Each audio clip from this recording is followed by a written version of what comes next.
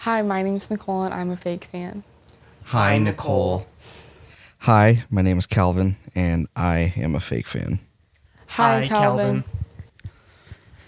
Hi, my name is Triston, and I'm a fake fan. But I feel good about today because the only movies I've seen are Star Wars movies.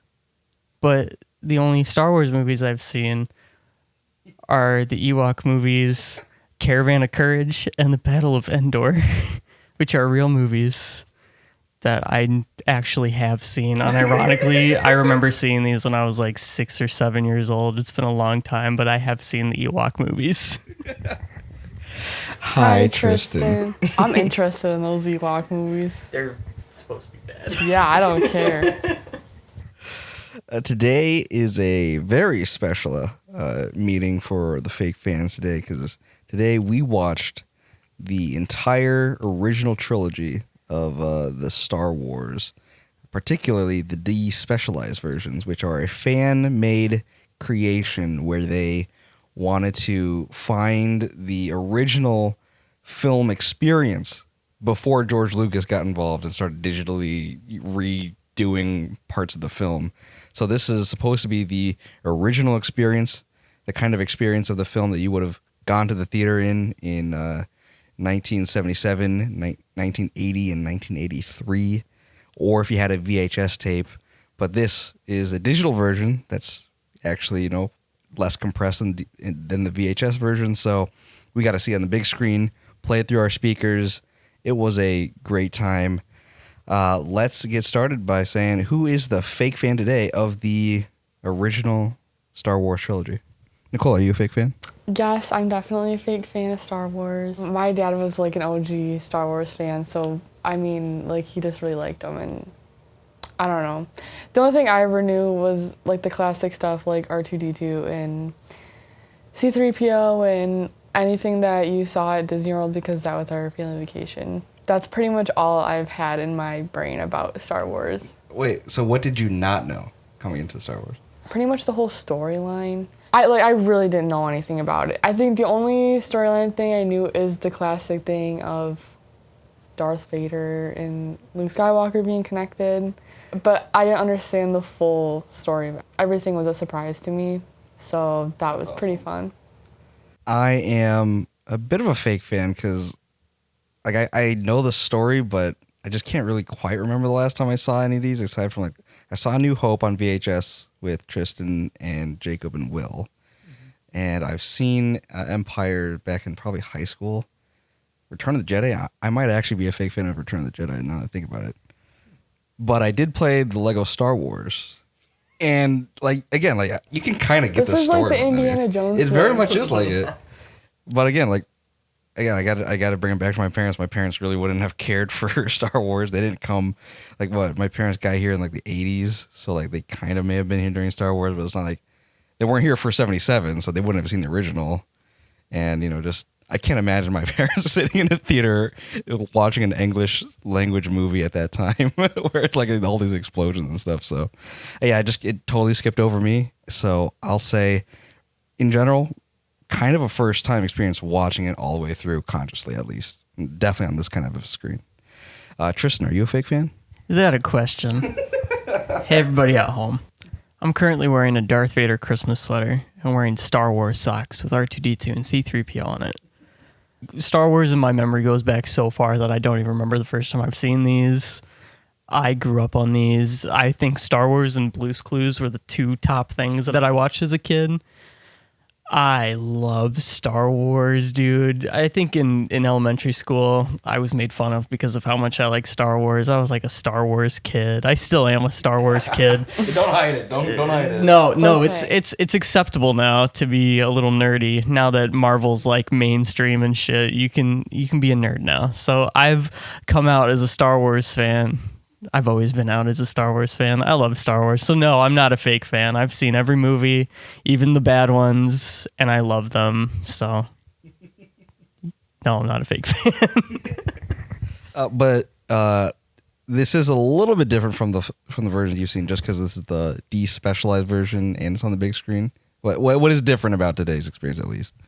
That's true, because I I've seen the despecialized versions because I used to have these on VHS, like the original VHS, like the early 90s VHS tapes before George Lucas released it in 97, I think. So I've seen the OG versions of this. But this is the biggest screen I've seen it on. We watched it on Calvin's projector. I've always wanted to see these in the big theater, so this is the closest I've gotten. But yeah, as for because I've seen everything from Attack of the Clones on in theaters, minus the Clone Wars animated movie. But I've never seen the originals on the big screen, so this was something else. This is something else. Just a little special, but yes, you've seen it all. Despecialized. So, Nicole, what are your thoughts? I mean, number one, did you like the movies? And number two, like, what are your thoughts about like the fact that you were able to skip this whole part of like pop culture globally that your own dad is like a huge fan of? So like, just walk us through the whole experience. I don't know. I guess I was just like when I was younger, my dad was never one of those dads who's like, you gotta sit down and watch Star Wars. Like he wasn't like one of those dads where you gotta sit down and watch this movie. It was just like he liked his stuff and that he enjoyed it. And if we ever were to turn it on or something like that, he'd watch it. But it wasn't ever like you need to watch this right now. So I think that's probably why I never watched it. Tristan, are you going to do that with your kids? Is water wet? I mean, my kids don't like Star Wars. I'm going to disown them. Oh my God.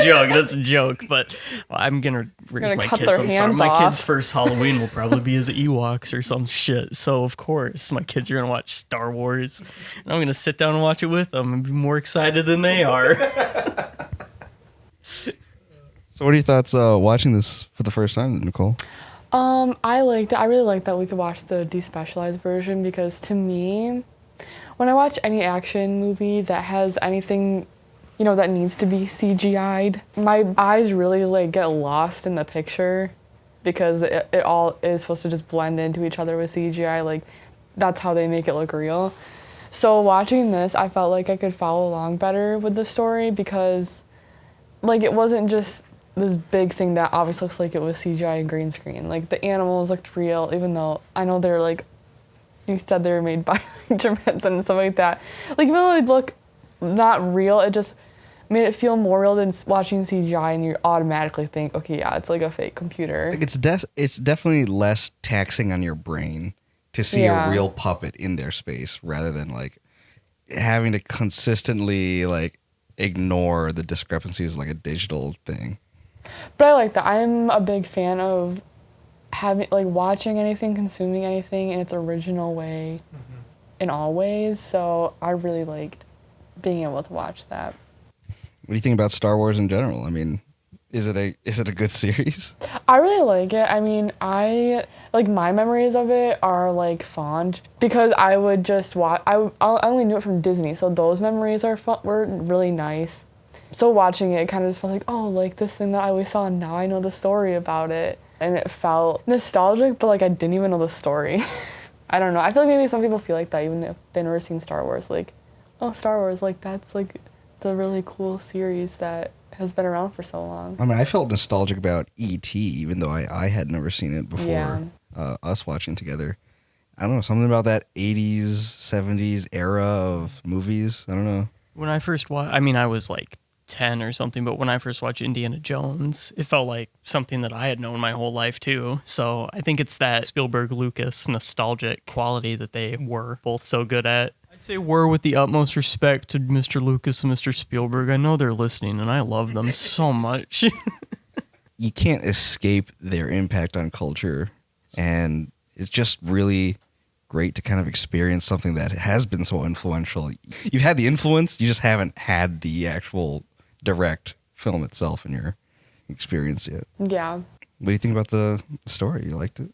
I like the story. I was really nervous just because, okay, right now it's 2021, okay? And it's been, Tristan, what did you say, like 45 years of Star Wars things happening? 1977, so we're getting close to 45 years. So to me, it felt overwhelming. Like, well, at first, before I watched it, I was like, oh my God, they got all this stuff going on. And like, then when I was watching, I was like, okay, just watch it like it's a normal movie. Don't think about every other stupid little thing, like scenes from The Mandalorian you've seen. Like, that will overwhelm you if you have never seen anything Star Wars, but you know there's so much out there.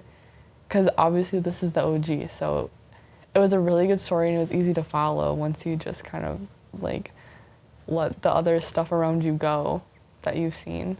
That's what I was nervous about, because I know that because of how influential this has been and how long it's been going, like watching it for the first time could, for somebody who's watching Star Wars for the first time after seeing 45 years of things that have been influenced by Star Wars, like you mentioned Avatar, how the end of season 2 of Avatar was very similar to Empire Strikes Back.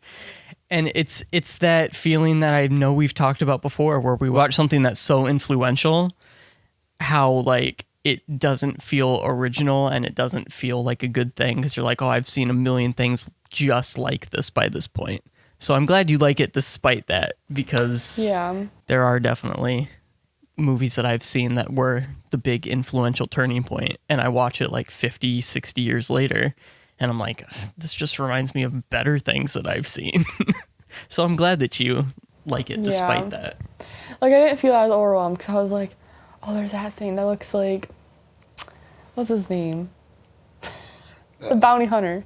Boba Fett. Yeah, I they was never like, want to say he his looks name. like the Mandalorian guy, and everyone's like obsessed with that. Like, what does that mean? Like, I'm like, don't. Like, that's not even happening right now. Like, don't even think about that. Yeah, that could definitely get confusing. Like with the whole BB-8, the new droid Oh, they have. yeah. You're like, are you I thinking just like, don't are they think gonna about show- it. Like, just Yeah. look at it. Like, this is the original. This is the original story. And then, like, when you're done watching the 3, if there's like a part that you want to explore more, then there's like outlets to do that. Like, if you want to know what happens before the stories, the prequels or whatever, and then anything that happens after the stories, you can. But I kind of think of it as another step towards just having more connections with the cultural stories around you. And you can stop at any time. Like, you could say, all right, I saw the first 3. I don't really care to see more of it, which is totally fine. But at least you've seen it. It's a very influential piece of media. And now you get to kind of draw those connective tissues, like with Avatar: The Last Airbender. And I think that's really key, because before we had like sole authorship kind of stuff, where like a book was written by Charles Dickens. Before that kind of era, you had a lot of narratives that cultures brought up. So like Homer, the Odyssey. Homer, Odyssey, like that's sort of written by one person, but really that comes from the kind of oral tradition of that whole culture for a very long time, distilled into what we now know as the Odyssey. And so in a similar way, it's like when you see all these different stories that fulfill the same kind of father-son drama as Star Wars, with the same kind of story modes and the same kind of story structures, it's kind of similar in the sense that you are getting the connective, you're getting to be able to connect all these different stories together to get a broader picture of your own culture kind of thing. I think that's really key. And it's so funny that we're talking about this, considering that this philosophy of storytelling is what Star Wars was based on, the whole hero with 1,000 faces mythology thing. It's interesting that Star Wars did that so well that they're still like, Star Wars in itself has become that grand cultural story, like biblical tales or Greek mythology or things like that. It's just super interesting that Star Wars based in that is doing that still. What did you think about watching this all in one go, instead of like with Indiana Jones, we saw one movie each week, and that was like, I think that was the right pace for those movies. Mm-hmm. Is this the right pace? Should anyone watch Star Wars that quickly? Nicole, do you think we should have done this, or should we have split this up? I don't think it was bad that we watched it all in one go. I mean, it is like a tricky story. It can be like a tricky story. There are points where I would ask, oh wait, did he die? I don't know, just weird questions like that. Where I think if I were to watch it one each week, I feel like I would be a little bit confused. Well, not confused, but just not into it. I don't think I've ever done this. I don't think I've ever watched these. I did when I worked at Family Video, where I would just like put in Star Wars and be like, well, that was fun, I'll just put in the next one. But I don't think I've ever sat down and watched these back to back. I've watched these week to week when I was getting ready for like one of the sequels to come out, but I don't think I've ever watched these back to back. And I recommended us watching this all three at the same time because these stories are so well interlinked versus Indiana Jones, which is more of an anthology tale, where these stories are interlinked. So I thought it'd be easy for Nicole, since it's your first time seeing it, to see them all back to back. So you could be like, okay, this is how the story's connecting. Because they don't have like an Avatar thing where it's like previously on Avatar. Yeah. It's just previously on Star Wars. They had the scrolling screen though. That's kind of like the kind of, but it doesn't recap what happened before. You kind of have to go in with your knowledge of it. So like, we sat down and watched the first Star Wars, and then we can jump straight into Empire, and you'll know the characters, like connections and stuff. You'll know how Han and Leia left off and how their romance will evolve from there. You know Luke's connection to the whole thing, R2 and 3PO, so that it's more of a loss when they're not together throughout Empire. So I think if you're watching these for the first time, especially because it's just 3 movies and they all have decent lengths. They're not like 3-hour movies. Like, I still want to watch Lord of the Rings back to back to back, but I know that'll be a full day. I would do it. Because I've never seen Lord of the Rings. They're so good. But they are long. Longins. Yeah. But, I mean... Well, like, I don't think it'd be a bad idea to watch them week to week rather than one long push, because that could be mentally taxing. That's my concern. And watching this all together, this was like my limit, I feel like. Yeah, that's what I'm saying. Like, this was my limit too. Like, I would do it, but like, I feel like I would, like... We would need to like do what we did with like Avatar, where we had friends over and then did it. Keep you like on it. And then on top of that, like, we'd already seen Avatar, so for us, it's not like we had to like sit down there and like look at the screen and get all the information. You could like have some beverages. Yeah, you drink. You could. You have to make a podcast afterwards. Oh, can you imagine having a 24-hour Avatar marathon and then being like, oh, time to record a podcast? What did you think? I'd be like, I just want to go to sleep. That was the worst. Like, anyway. Yeah. The worst and the best. Yeah, this was probably the limit for anyone at home who has to see Star Wars. You could do it all at once, but pacing yourself wouldn't be so bad. I mean, if you were living at the time, these movies were spaced about 3 years in between each one. So, even if you just like, one Friday night, one Saturday night, and one Sunday night, like that would be fine too. Yeah. If you wanted to binge it. Well, I'm somebody who loves Star Wars so much that I would sit down and binge all 9 movies in a day. But if it's your first time watching it, you could do what Nicole said, Friday, Saturday, Sunday. Or if you want to binge it quick, I would say at most do a trilogy a day. Don't sit down and watch all 9 movies in a day. Do like a trilogy a day. I think that sounds fair to me. Yeah. Now, how do you think it compares to the other George Lucas series we watched, Indiana Jones? I think Harrison Ford has a type. Even just like of being casted. I don't mean women. I mean, maybe women. Oh. But like, I mean, he's definitely like a funny, like smart ass adventure daddy. Smart ass adventure daddy. Ooh. That's Harrison Ford's character type. Like, yeah. With Indiana Jones, I put a lot more of it on Spielberg. George Lucas wrote the stories for those, and the stories are pretty good, except for one. But I really put a lot of it more on Spielberg's direction and his handling of Indiana Jones's character. And then there's Lawrence Kasdan's screenplays and things like that. Whereas Star Wars, George Lucas not only made 3 movies, but he started just an entire legend, an entire mythos. He created a whole universe. And like Indiana Jones has that, but it's much more contained to be around one character. It's more like a James Bond-esque thing, whereas this is literally up there with like, the Greek mythology, the Greek pantheon. This is up there with like King Arthur. This is one of those legends that will still probably be popular in 100 years. Like, it's something that we're almost half a century later. is still just as big as the time it came out. Whereas Indiana Jones is still big, but it's, again, centered on one character versus a whole entire universe that you can make spin-off after spin-off about. What do you think about the fact that this series had 3 different directors for its movies, whereas, Indiana Jones was mainly Spielberg? They're all 3 good. So, did you even notice much of a difference between the 3? No, because they're all stylistically very similar, which is crazy for similar directors. I mean, besides Marvel stylistically is very similar, but that's because it's very studio heavy. These movies weren't studio heavy, which is, I mean, they were kind of studio heavy, but like how Marvel Studios, it's less about the director's vision and more about Walt Disney's vision. Whereas these ones, it was more George Lucas's vision. It was one man's vision across all of these. He was an executive producer across all of these. He personally financed Empire and Return of the Jedi. Like, he personally financed those. So it's interesting that they're all, despite it being different directors, that they're all similar stylistically. And I think it's good that George stepped away because he was so stressed on the first one there. I recommend, if you guys want to watch documentaries about the making of the original Star Wars, it's crazy because that movie should not have succeeded with everything that happened. It should not have.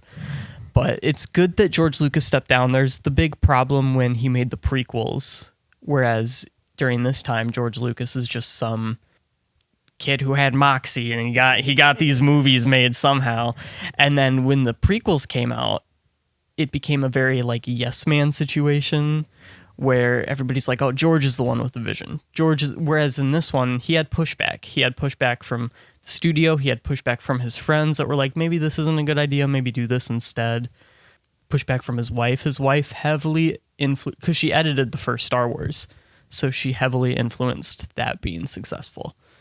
But I don't think 3 directors was a bad idea, especially because George Lucas still was able to oversee what happened. I just wish, like, for the prequels movie, he could have got a different director. Of the 3, Nicole, which one was your favorite? I really like the last one because it all kind of comes together and then everyone's on the same page with everything. Like Empire Strikes Back, they were like in different story modes, like different planets and everything. Yeah, that was kind of my feeling about Empire Strikes Back, where Luke going to a different planet and then Han and Leia going to a different storyline. Like they felt very disparate, and particularly like Luke being on Dagobah. Bogdan. Afghanistan. Bogdan. Oh my god. Fuck you and your eyebrows.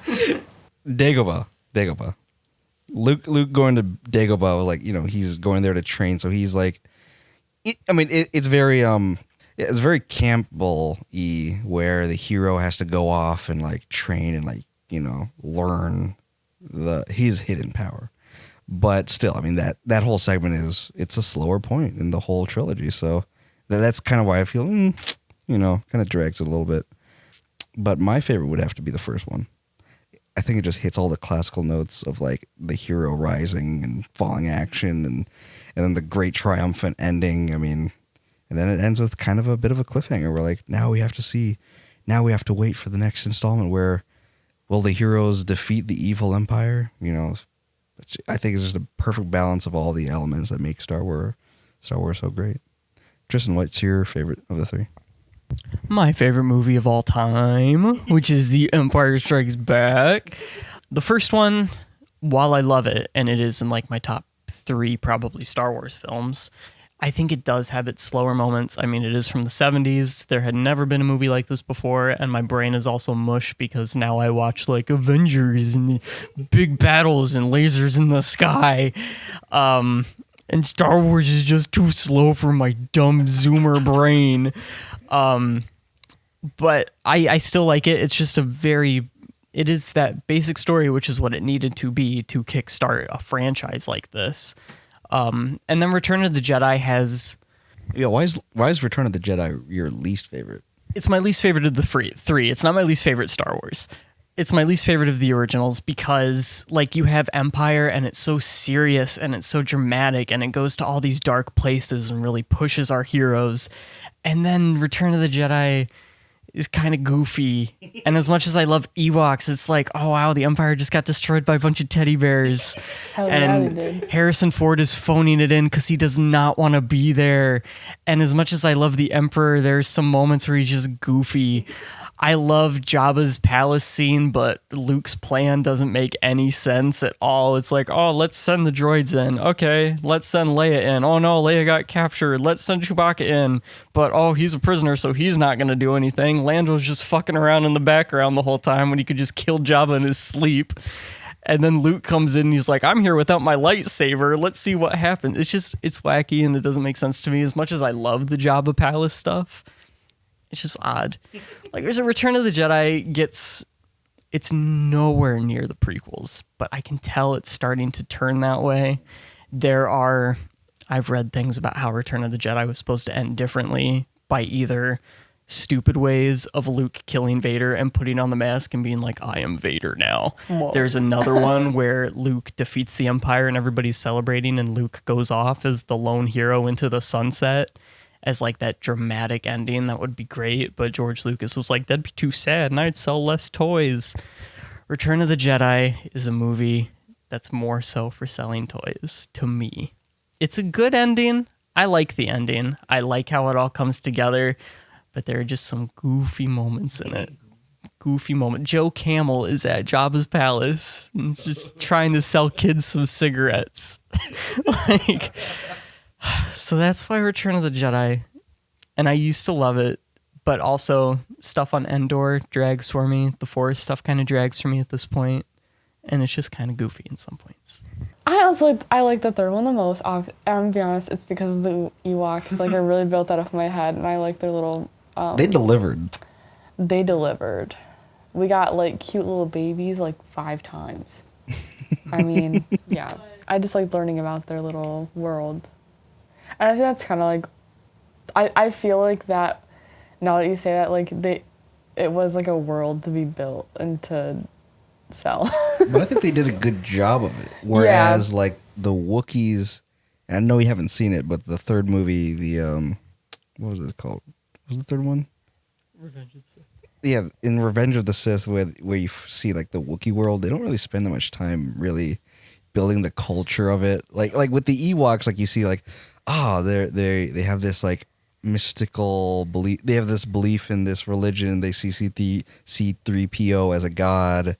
Like, you see that kind of culture to them. Then you have this, like, moment where they're all together in that hut listening to C3PO tell a story. And you get to see, like, their little babies and children and stuff like that. You get to spend, like, some real honest time with these Ewoks. Even if they are an invention to sell you toys and teddy bears. I think they actually went the distance and made them worthwhile. Whereas I don't know. I don't see it with the later films. I don't know.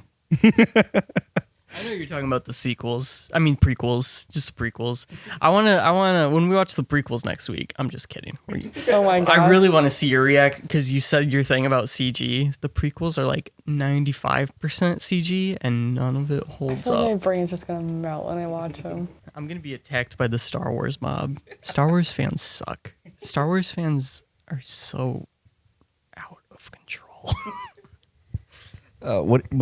What do you think about the first one, like the original Star Wars? I like that. I like it for, I think, maybe why I like the third one, because it is setting you up and it kind of, like, helps you understand, like, what's going on, who those people are, what you're dealing with the enemy. I like it, and I like the little characters. I feel like everyone's so expressive. You know, across all the movies, everyone's so expressive with their characters. Like, no one's just a little background character. I feel like I could just watch the background characters forever. Yeah. And still be satisfied. Like, I feel like I would see one background character, I'm like, oh, I can't wait to see him again. But then he won't ever show up again. But I was like, I just want to see it. You want to know something, Nicole? What? I bet every single background character has a name, and you can find them on Wikipedia. And I love that. Star Wars is so completely fleshed out. When Force Awakens came out, they had like one clip, and Rey's like, we have to go in the quad jumper. And then like 5 minutes later, there's a Wikipedia page on what a quad jumper is. Oh my god. It's insane. But I like that. I love movies that are just expressive like that. Like they make you... they're not making a movie, they're making a world. Like, it's just... They're fully bodied characters. Yeah, like, they're ready to rock. You said something about Mark Hamill as Luke Skywalker in the first one being a little dry or emotionless. Oh, when his aunt and uncle died. Are those his real aunt and uncle, or was that just, like, randomly given? It's explained in the prequels. It's okay. it's Darth Vader's stepbrother. Okay, so it's not like Or a blood half-brother. relative. Yeah.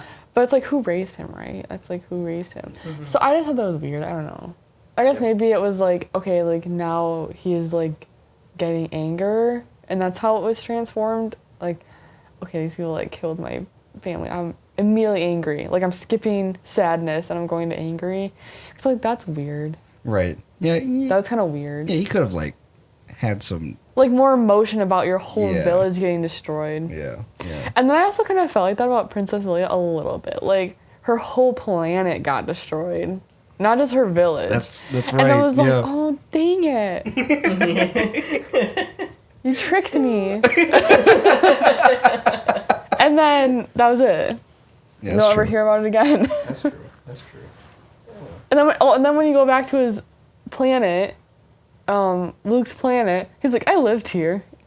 I don't know, it's just goofy. I used to live here, you know. You're gonna die here, you know.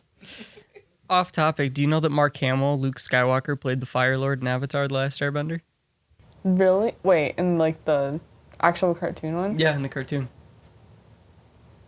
That's fucking Which insane. one? Which Fire Lord? The Fire Lord, like the bad guy.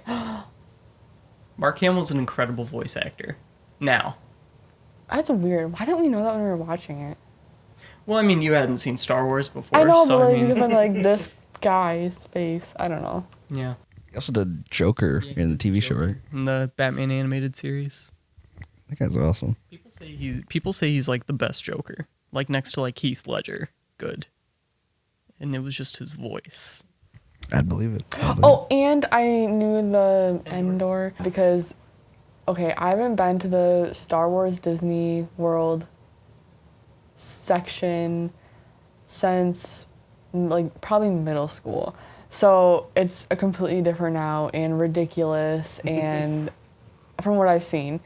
But they had where you could ride on those speeder bike with the background of Endor like behind you, so you could take a picture of this like you're speeding through Endor. You know, seeing this series on the big screen when they went into hyperdrive in the first film, where the stars like elongate.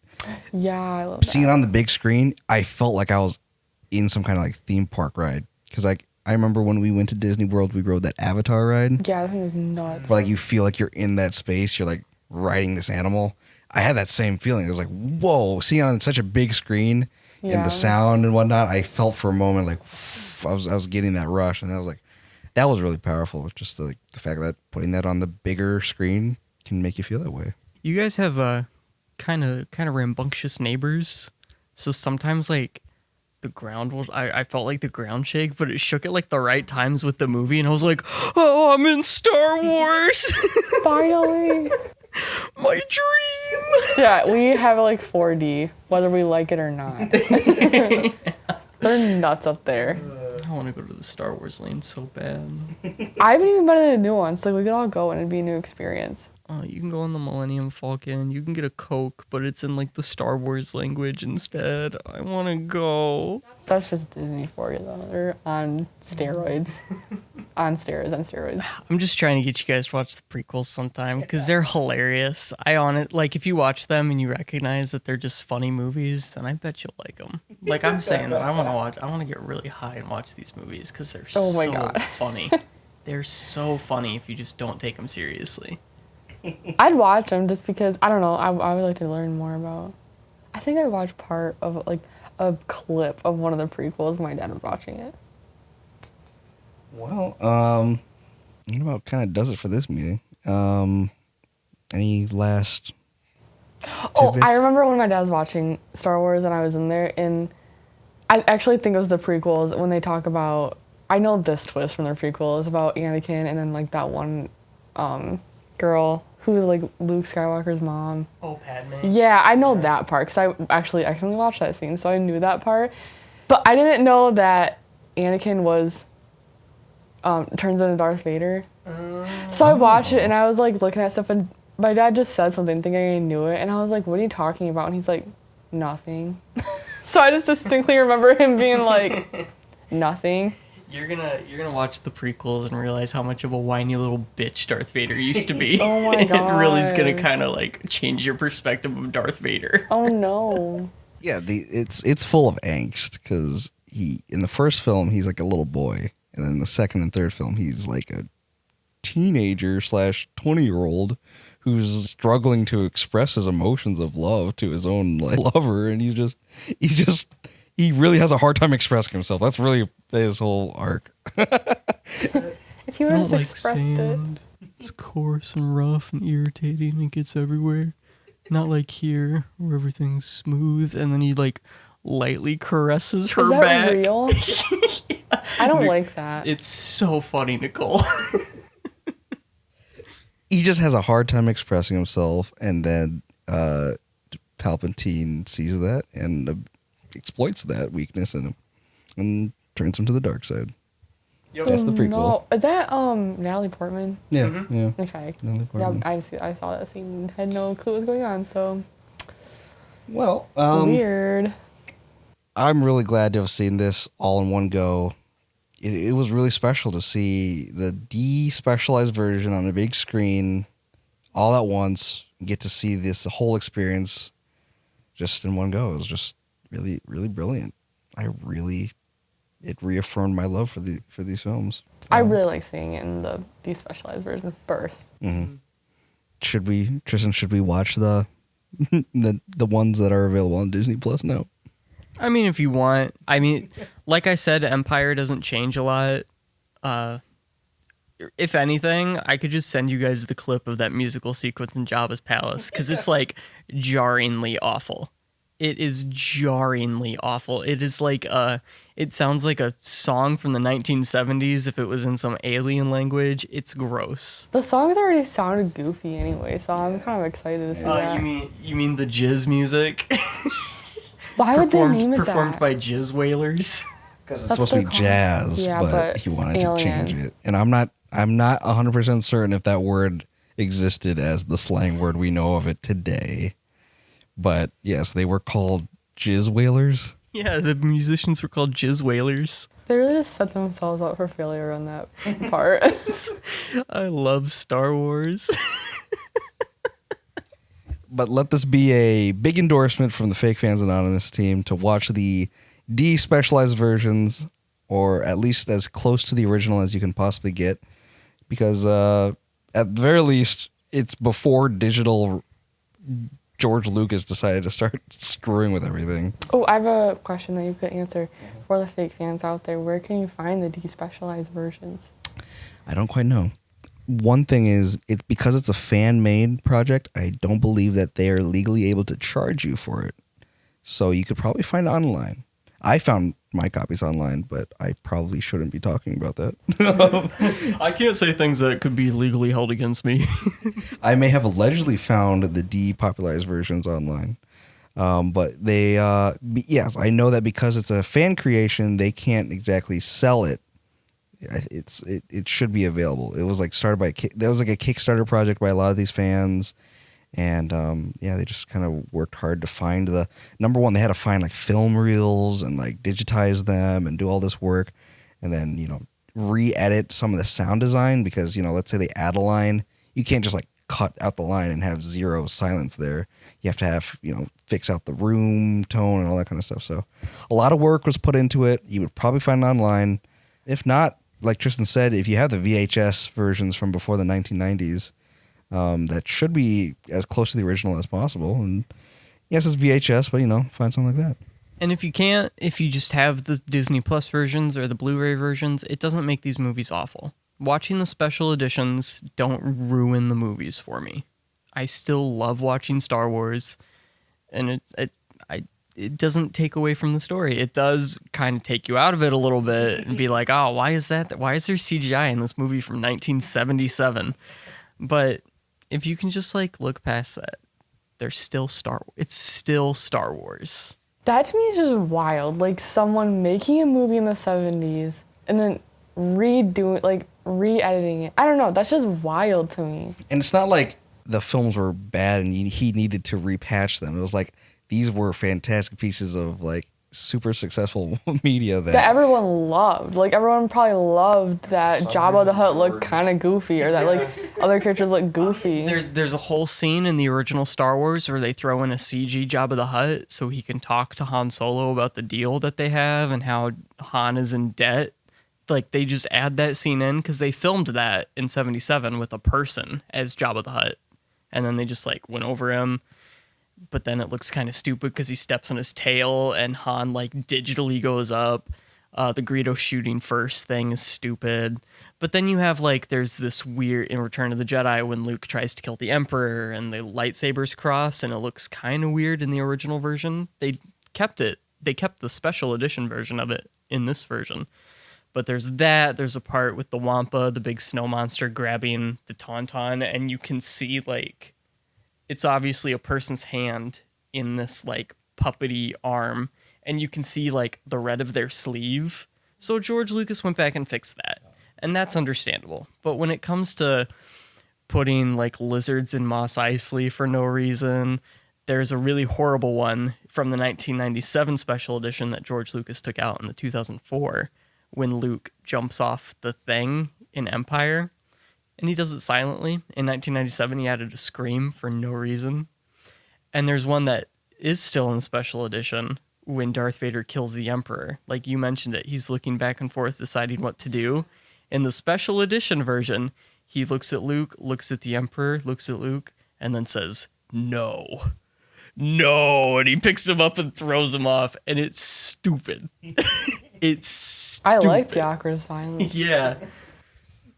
So it's a hit or miss thing. It doesn't ruin Star Wars for me, but some things are just It's just a wonder in my head, like, does George Lucas did he just watch the films a lot, like, by himself and be like, crap, actually, Luke needs to scream when he jumps off here. Like, that's so specific. Yeah, I think it's part of George Lucas kind of not losing his ability, because he made this universe. He's not an untalented. I think it's what you said, where it's like a yes man problem, where like maybe just hypothesizing here, but maybe there's a level at which when you get that successful, you're kind of surrounded by yes men, and then on top of that, he had that divorce, so like just fewer people to tell him that like to not like let your impulses about fixing something that you did 20 years ago, you know. So he's just like, oh, what? I'm thinking about fixing this. I'm thinking about changing this. And then on top of that, I'm sure when it hit the 25-year mark, you know, people are clamoring to say, hey, you should update this so we can sell more DVDs. And he probably like, yeah, I should. Let's add some screams and shit. It just keeps going. Yeah, it just keeps going. But yeah, I think there's probably a lot to it about the whole yes man celebrity status that he gained after the first three, where he just kind of like started not having a good check on his own creative intellect, which is great. But, you know, kind of like, you gotta like stop screwing with your shit, dude. Like, this stuff is great. There's a line. I've made videos in the past, and there are things that bother me about them, and I don't like change them. I just let it fester inside of me like any creative person would do, and hopefully not make that mistake in a future movie. But there's always, especially because you're releasing special editions, so there's just a line. There's a line. And George Lucas kind of crossed it.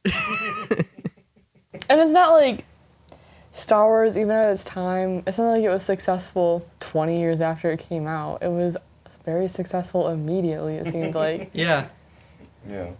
It's weird. Let it go, dude. And you're not even letting it go because it's still going to stay there because everyone loved it so much. Yeah, I mean, he owns the rights to do whatever he wants with it, so whatever, but that doesn't mean that we can't say, oh, that's stupid. It's just going to get awkward. Yeah.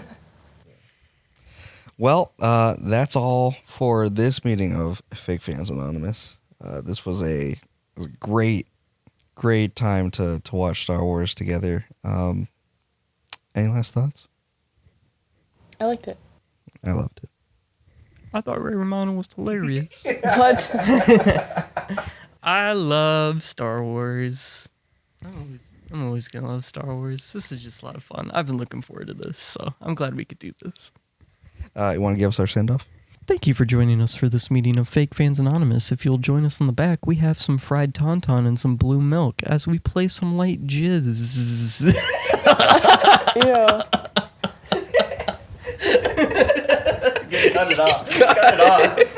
Oh my